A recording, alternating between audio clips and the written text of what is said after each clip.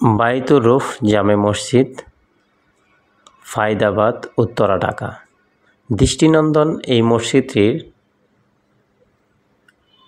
Architecture design করেছেন মেরিনা তাবাসসুম, যিনি এই মসজিদের আর্কিটেক্ট ডিজাইন করার জন্য আগা খান ফাউন্ডেশন থেকে পুরস্কারপ্রাপ্ত।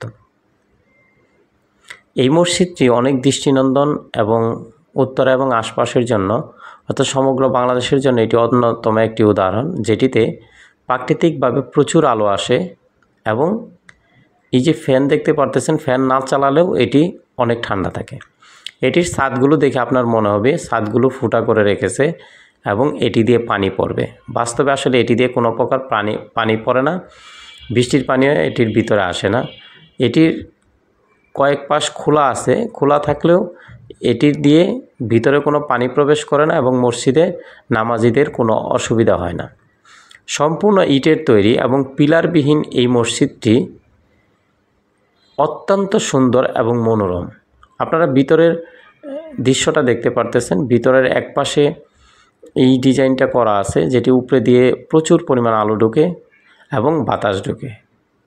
এই মসজিদটির চারপাশ দিয়ে ইটগুলো এমনভাবে গাঁথা যে কিছু কিছু জায়গায় ফাঁকা আছে, আর সামনে যে মিম্বারের অংশ সেটাও অনেক সুন্দর। দেখুন, একদম ডিসপ্লের মতো মনে হচ্ছে, কি পরিমাণ আলো আসতেছে এখান থেকে। অর্থাৎ এটি চারপাশ দিয়ে আলো আসে এবং চার কোণা দিয়ে প্রচুর পরিমাণ আলো ঢোকে। এছাড়াও ছাদের যে ছিদ্রগুলো আছে সেগুলো দিয়েও আলো ঢোকে। এবার আপনাদেরকে আমরা নিয়ে যেতে চাই মসজিদের দ্বিতীয় তলায়। এখানে একটা সিঁড়ি আছে, সিঁড়িটা দেখলে আপনারা বুঝতে পারবেন যে এটি কত সুন্দর। এই মসজিদটিতে নিচে টাইলস করা এবং এই মসজিদে কোনো প্রকার ইটের উপর কোনো প্রকার প্লাস্টার করা হয়নি। সরাসরি যে আপনার অটো ব্রিক্স দিয়ে এই মসজিদটি নির্মাণ করা হয়েছে। এই মসজিদটি 50 ফিট বাই 50 ফিট পাশে নির্মাণ করা হয়েছে এবং এটিতে রয়েছে সুন্দর একটি অজুখানা আর এই একটা সিঁড়ি, যে সিঁড়িতে আপনি উপরের দিকে যেতে পারবেন।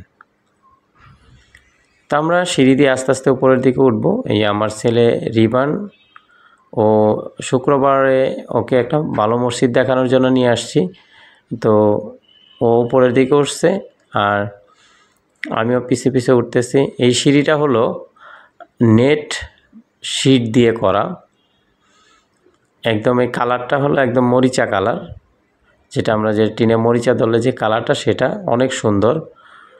আর উপরে তেমন একটা জায়গা নেই, উপরে কম জায়গা, সম্ভবত ইমাম কিংবা মুয়াজ্জিনের থাকার জন্য উপরে জায়গাটা।